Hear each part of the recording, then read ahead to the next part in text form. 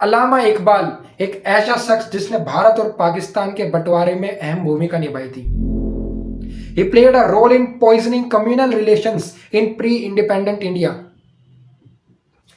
अगर हम इनके पॉलिटिकल करियर को साइड रखते हैं, then he was a sublime poet और इन्होंने बहुत अच्छी अच्छी कविताएं भी लिखी हैं। इनमें से एक कविता मुझे बहुत पसंद है, वो मैं आप सभी के सामने सुनाना चाहूँगा।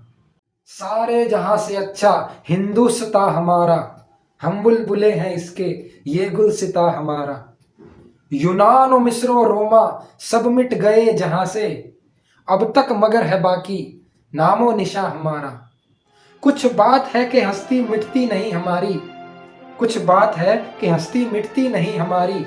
सदियों रहा है दुश्मन दौरे जमा हमारा, सारे जहां से अच्छा हिंदुस्तां हमारा।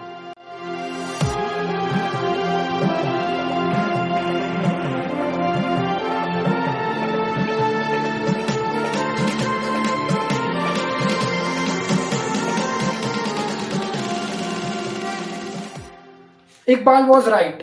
जितने भी ancient Greek, Egyptian, Roman culture हुए वो आज सिर्फ एक म्यूजियम की दीवारों में बंद होकर रह गए हैं। जितने भी वेस्टर्न एंशियंट कल्चर हुए हैं, जितने भी सेंट्रल, साउथ और नॉर्थ अमेरिकन कल्चर हुए हैं, कल्ट, मेसोपोटामियाज, ये सब एक्सटिंक्ट हो चुके हैं। But ancient Indian culture, despite repeated massive attacks both violent and intellectual from both outside and inside, we simply and stubbornly refuse to die. Perhaps इससे ज़्यादा मैं आपको क्या सबूत दूं कि Indian culture was so engineered at the outset with equal dose of wisdom and liberty to navigate changing times and still retain its identity. Have you ever asked the question, what is that makes India special? What is about our ancient culture that still animates how we live today? What is we can learn from our ancestors? What is your view? Let me know in the comment section. Think about it carefully. And let me tell you that we are relatively young country of about 75-year-old, but our nation has soul of age-old civilization.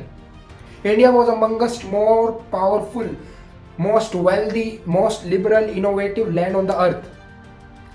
We had a few bad centuries, it happens, many corruption seeped in. It's time for us to learn from our ancient ancestors. Put your shoulder on the wheel, reform what needs to reform, build what needs to be built, and make this country worthy of its history once again. Jai Hind.